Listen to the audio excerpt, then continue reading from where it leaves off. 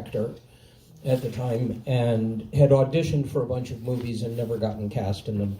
And I assumed the same thing was true with this, especially because it was such a long process. It was like I'd auditioned for it a couple of times, and then months would go by, and then they'd say, you have a call back for Risky Business, and I would go, what is Risky Business? Because at that point, I'd forgotten. And, but we were auditioning together, Bronson and Raphael and me, in that at one point in New York, right? With a lot of other actors. Yeah.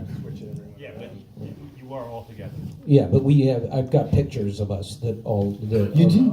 Of all. Well, yeah, so, sorry.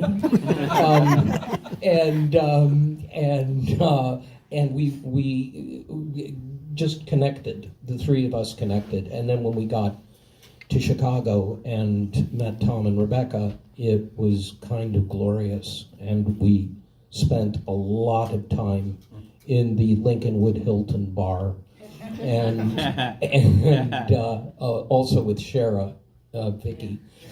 Yeah, and it was just, by the same token, I did think, though, it was a fluke.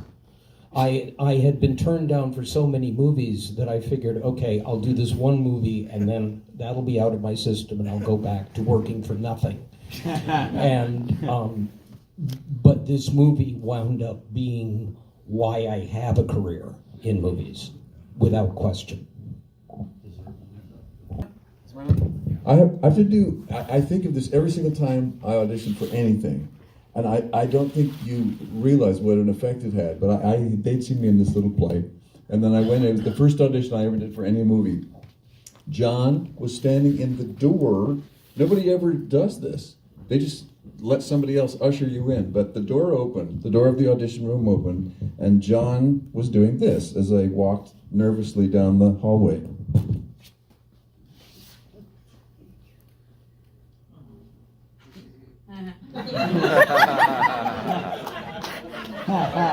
This is going to be amazing, and then it was. And nobody ever Does that? They let you do the dead man walking, and then you go in, and they're just at the end of a fart, and then you go. But he was standing in the doorway like, this is going to be the best thing ever, and boom. And I think that 40 years later, I think that I go in, and people are like, who is he? But they just need to do a John Ednut, and then they would have great auditions. Seriously, I give it. It's a miracle to be here, and it's just wonderful to see your faces. And Nancy, I'm so glad you're here. Nancy is the casting director for this, and the reason why we're all here.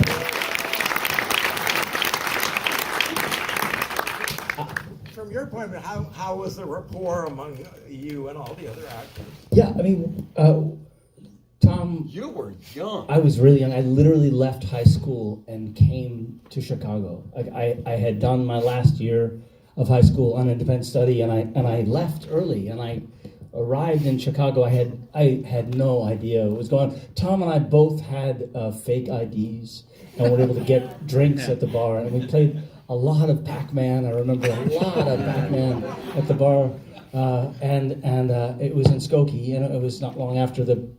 Anyway, there's one story, I don't know if I've ever told this, but there was I have told this, which is that, the scene when the Porsche is backing out of the driveway.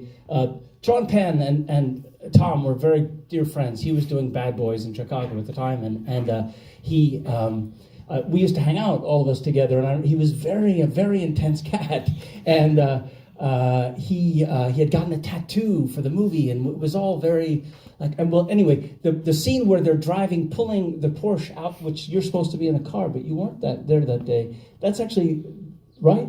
Were you in the car when they're pulling out of the driveway? Because I was there that night.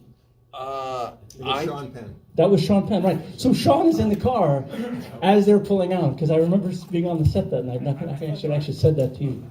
I thought Bronson was in the car and Sean was down real low to avoid being seen. But I thought Bronson was in the car. Oh, he was? All right. Very good. Well, I do remember Sean being on the set that what did happen was the car stalled out by accident, and Paul wisely said, keep rolling. Yeah, it was very, very smart. But by the way, I just have to say, Richard Prince was our second AD in Richard. Chicago, right over there as well.